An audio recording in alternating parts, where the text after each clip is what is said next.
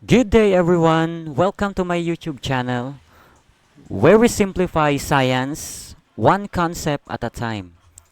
Today we were jumping into the world of kinematics, the first step into understanding how objects move. And we're focusing on motion in just one direction, motion along a straight line. So grab your notes because we'll talk about distance, displacement, speed, velocity, acceleration, and throw in some real-life examples and equations too. Let's begin. So ano nga ba ang kinematics? What is kinematics? Kinematics is a branch of classical mechanics that describes how objects move. So dito sa lesson na to, hindi pinapag-aralan kung bakit gumagalaw ang isang object, kundi paano siya gumagalaw. Ayan. So first is the distance versus displacement. So ano nga ba ang pinagkaiba ng dalawang to? Distance, it is the total path traveled and it is a scalar quantity, which means it only has magnitude and no direction. Okay, so meron lang siyang numbers pero wala siyang mga direction. For example, if you walk 10 meters forward at bumalik ka ng 5 meters, ang iyong total distance is 15 meters. So dito sa distance is the total amount of the magnitude. Okay? So next is the displacement. So in displacement, it is the change in position from the starting point and it is the vector quantity. It has both magnitude and direction. So dito, ang pinagkaiba nila, meron na siyang direction. So for example, you are walking 50 meters to the north, ayan, so displacement yan. So for example, if you move 10 meters forward then 5 meters back, ang iyong displacement is 5 meters forward. Since umarangkada ka ng 10 meters, then bumalik ka ng 5 meters, so ima-minus mo lang yun. Okay? So 5 meters forward ang iyong displacement. In summary, distance is the path covered and it is scalar, and displacement is a straight line change from start to finish, and it is a vector quantity. Next is the speed versus velocity. So unahin natin yung speed. So speed is how fast an object moves, and just like distance, it is scalar quantity. So the formula for speed is equals to distance divided by time. And symbols V is equals to D divided by T. For example, if a cyclist covers 100 meters in 20 seconds, ano kaya ang kanyang speed? Okay? So ang 100 meters dito is yun yung kanyang distance. Ayan. At ang 20 seconds dito is yung time. So susundan lang natin itong equation na to. V is equals to dt, distance or yung D is 100 meters at yung T ay 20 seconds. So 100 meters divided by 20 seconds is equals to 5 meters per second. Okay, so ito ang kanyang sagot. Next is velocity. Velocity is the rate of change of displacement and it is a vector quantity. Ayan. So formula of velocity is equals to displacement divided by time. Okay, so medyo parehas lang sila ng symbols pero dito sa V na ito is meron siyang arrow sa taas. Indication na isa siyang velocity or isa siyang vector quantity. Example, a person walks 10 meters forward and 5 meters back in 10 seconds. Since velocity is a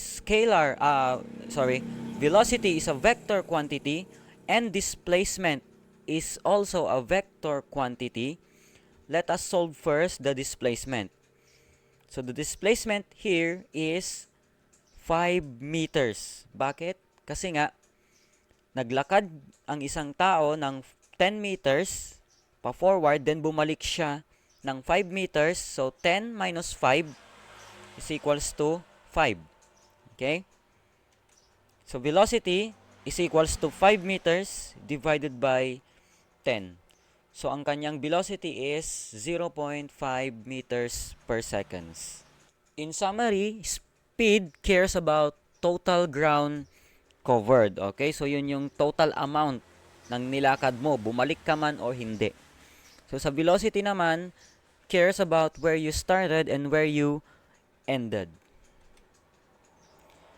And let's go to acceleration. Okay? So acceleration is the rate of change of velocity. So the formula of acceleration with the symbol A is equals to final velocity minus initial velocity divided by time. Okay? Or we have here the symbol A is equals to V minus V naught divided by T. Yan. So for example, a car goes from 0 meters per second to 20 meters per seconds in 4 seconds. Okay? So dito, i-breakdown muna natin kung ano yung initial and final velocity niya. Okay? So the initial here is the 0 meters per seconds. Ayan. Kung ano yung nakikita nyong unang meters per second or unang distance, unang velocity na makikita nyo is yun yung initial velocity niya. Okay, so the initial velocity here is 0 meters per second and the final velocity here is 20 meters per second. So meron na tayong mga given, 0 meters per second and 20 meters per second. And we have also the time for seconds. We can now solve the acceleration. Okay, so acceleration, 20 meters per second minus 0 meters per second is equals to still 20 meters per second. Divided by 4 seconds is equals to 5 meters per second squared. Okay, so that is the acceleration.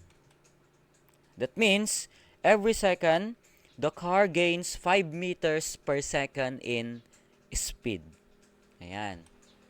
So we have here the common units. Kapag velocity po, meters per second siya or kilometers per hour. Kapag acceleration naman is always meters per second squared. So we go now to the motion equations. Objectives. Write and explain the 3 kinematic equations. Actually, 5 kinematic equations ito. Pero papag-aralan muna natin yung basic na 3 kinematic equations. So we have here the formula for motion equations. The first kinematic equation is final velocity is equals to initial velocity plus acceleration times time. Second kinematic equation, displacement is equals to initial velocity times time plus 1/2 times acceleration times time squared. And third kinematic equation, we have final velocity squared is equals to initial velocity squared plus 2 times acceleration times displacement. Okay? So, ito po yung kanyang mga symbols and terms. Ayan. So, pwede na nating i-calculate yung mga missing terms gamit itong 3 kinematic equations. For example, ito, meron tayong real life example. A car starts from rest and accelerates to 30 meters per second in 6 seconds. So what is the acceleration and displacement? Okay, so first step, class, kapag kayo ay nagsusolve ng mga problem solving, unahin yung kunin yung mga given. Okay? So, we have here given na 30 meters per seconds and we have 6 seconds. Ayan, so meron tayong dalawang given dito. Pero, meron pang isang given dito na hindi siya number. Okay? Pero, automatic, isa siyang number. Yes. No.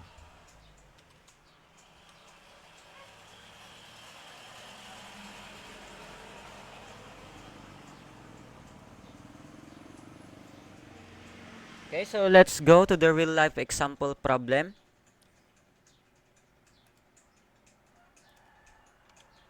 A car starts from rest and accelerates to 30 meters per second in 6 seconds.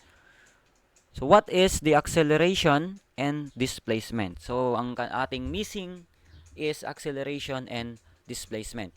So gagamitin natin itong mga given dito. Okay, so first step, kunin natin yung mga given. We have here 30 meters per second. So automatic, isa siyang velocity. And 6 seconds, isa siyang time. And since acceleration yung kailangan nating hanapin, kailangan natin ng initial and final velocity. But we have here only one velocity, which is 30 meters per second. So, saan kaya natin kukunin yung initial and final velocity? So, kapag babasahin nyo itong problem solving na to, a car starts from rest. Okay, so rest, ibig sabihin, hindi siya umaandar. Okay, so ang kanyang speed or velocity is 0 meters per second. Okay, so ang ating initial velocity is 0 meters per second and our final velocity is 30 meters per second. Ayan. Okay, so we can now solve now the acceleration. So acceleration. Okay, so we will use A is equals to final velocity minus initial velocity divided by time. So this is the second step. Kailangan mo munang isulat yung equation para hindi kayo malito. And third step, isa-substitute natin yung mga given values natin. Okay? So V is the 30 meters per second. V naught is 0 meters per second. And T is 6 seconds.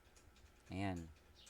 So 30 minus 0 is still 30 meters per second divided by 6 is equivalent to 5 meters per second.